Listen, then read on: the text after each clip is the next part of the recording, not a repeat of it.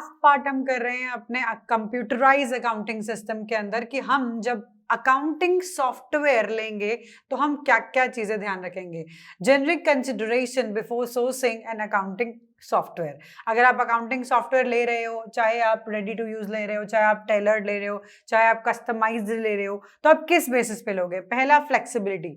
You will need some flexibility कि आप software थोड़े बदल पाओ, या थोड़ा, ज्यादा नहीं, हार्डवेयर में चेंजेस कर पाओ, थोड़ा बहुत फ्लेक्सिबिलिटी नीडेड। तो आप कुछ कितनी फ्लेक्सिबिलिटी नीडेड है उसके हिसाब से आप सॉफ्टवेयर को चूज करो। Cost of installation and maintenance. हर इंसान को पता है कि वो कितना पैसा आगे कमा के कैसे उसको डाल सकता है। देखो, हम सबको पता होता है कि भाई अब इतना पैसा, इतना है हमारे पास, इतना हम डाल सकते हैं और आगे भी इतना आता रहेगा, तो क्या हमें इसमें जाना चाहिए कि नहीं? तो अगेन वही है कि अगर आपके पास, आपकी ऑर्गेनाइजेशन बहुत स्मॉल है, ज्यादा पैसा रोटेशन में नहीं है, टर्नओवर इतना नहीं है, तो कॉस्ट ऑफ इंस्टॉलेशन और मेंटेनेंस को थोड़ा कम रखो। लेकिन आपकी ऑर्गेनाइजेशन बहुत बड़ी है, आपके पास बहुत पैसा है, तो ऑटोमेटिकली आप cost of installation and maintenance के बेस पे कस्टमाइज या टेलर मेड में जाओगे। साइज ऑफ ऑर्गेनाइजेशन छोटी है कि बड़ी है, उसके बेस पे ही आप अकाउंटिंग सॉफ्टवेयर को लोगे। पता ही है क्या कि अगर छोटी है तो रेडी टू यूज में चले जाओ, मीडियम लार्ज है तो आप कस्टमाइज एंड टेलर्ड में जाओ। Ease of adoption and training needs. आपके जो एम्प्लॉयज हैं वो कैसे इस ट्रेनिंग को ले रहे हैं, या ट्रेनिंग नीड्स को आप कैसे अडॉप्ट कर पाएंगे, ट्रेनिंग कर पाएंगे, उनको हम ट्रेन कर पाएंगे easily. Go for customised and tailor made.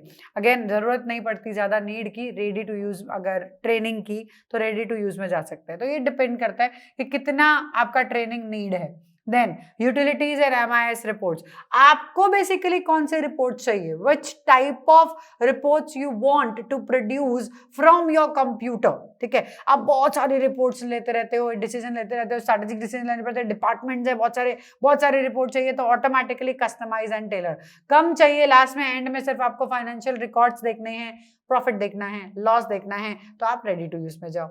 Expected level of secrecy बहुत ज्यादा मेंटेन करके रखनी है, आपकी बिजनेस बहुत बड़ा है, टर्नओवर बहुत है, customise tailored, otherwise ready to use कम रखना है। तो एक्सपोर्टिंग इंपोर्टिंग डेटा फैसिलिटी। आप एक्सपोर्ट या इंपोर्ट कर सकते हो डेटा को, ये फैसिलिटी आपको नीडेड है, तो आप इसके बेसिस पे भी देख सकते हो कि आपको कौन सा सॉफ्टवेयर लेना है, एक्सपोर्ट इंपोर्ट चाहिए कि नहीं चाहिए। वेंडर रेपुटेशन एंड कैपेबिलिटी, कि आपकी खुद की कैपेबिलिटी क्या है, आप ऑर्गेनाइजेशन, आपकी गुडविल कितनी है, तो आप उस हिसाब से अपने अकाउंटिंग सॉफ्टवेयर को चूज कर सकते हो। छोटा है, ज्यादा जरूरत नहीं है, तो go for ready to use, otherwise customise and tailored. तो आपकी रेपुटेशन और कैपेबिलिटी पे भी बेस करता है कि आपको कौन सा अकाउंटिंग सॉफ्टवेयर लेना चाहिए।